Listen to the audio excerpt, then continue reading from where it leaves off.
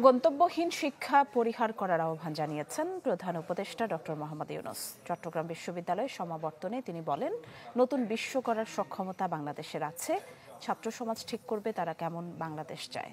সমাবর্তনে প্রধান উপদেষ্টাকে ডি.লিট ডিগ্রি দেয়া হয়। 65% পর্যন্ত বিদ্যুৎ সাশ্রয়ী হাইসেন্স এসি। হাইসেন্স।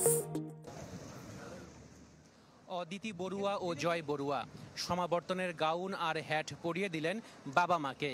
তারা বলছেন, বাবা মার অকৃত্রিম চেষ্টায় উচ্চশিক্ষা শেষ করতে পেরেছেন তারা। আর তাই তো চট্টগ্রাম বিশ্ববিদ্যালয়ের ৫ম সমাবর্তনে অংশ নিতে পেরেছেন দুই ভাই বোন। গ্রাজুয়েশন কমপ্লিট করেছি, এটার পেছনের দাবিদার হচ্ছে আমার বাবা। কি বলবো, আমার তো মনে করো খুশির কোনো সীমা নাই। এই গল্প প্রায় সবারই যারা সমাবর্তনে অংশ নিয়েছেন। সারাদিন গল্প আড্ডায় মেতেছিলেন ডিগ্রিপ্রাপ্ত শিক্ষার্থীরা। বন্ধু বান্ধবরা সবাই একসাথে হয়েছি, তাদের সাথে আড্ডা খুনসুটি, আবার সেই লাগতেছে বিশ্ববিদ্যালয়ের সময়টাতে পৌঁছে গেছি। চট্টগ্রাম বিশ্ববিদ্যালয়ের সমাবর্তন শোভাযাত্রায় অংশ নেন প্রধান উপদেষ্টা ডক্টর মোহাম্মদ ইউনূস। এ সময় শিক্ষার্থীরা উচ্ছ্বাস প্রকাশ করেন, হাত নেড়ে জবাব দেন ডক্টর ইউনূস। ৯ বছর পর ৫ম সমাবর্তনে প্রধান উপদেষ্টাকে ডি.লিট ডিগ্রি দেয় চট্টগ্রাম বিশ্ববিদ্যালয়। এরপর একে একে ২২,৫৮৬ শিক্ষার্থীকে পিএইচডি, স্নাতক এবং স্নাতকোত্তর ডিগ্রি দেয়া হয়। সমাবর্তন বক্তা হিসেবে এই বিশ্ববিদ্যালয়েরই সাবেক শিক্ষক ডক্টর মোহাম্মদ ইউনূস বলেন, এখন যা করছেন তা জোবরা গ্রাম থেকে পাওয়া শিক্ষারই বহিঃপ্রকাশ।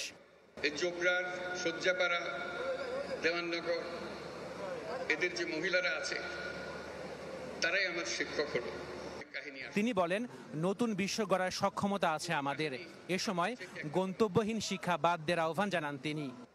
আমরা যে ধরনের বিশ্ব গড়তে চাই সে বিশ্ব গড়ার ক্ষমতা আমাদের আছে, সকল মানুষেরই আছে।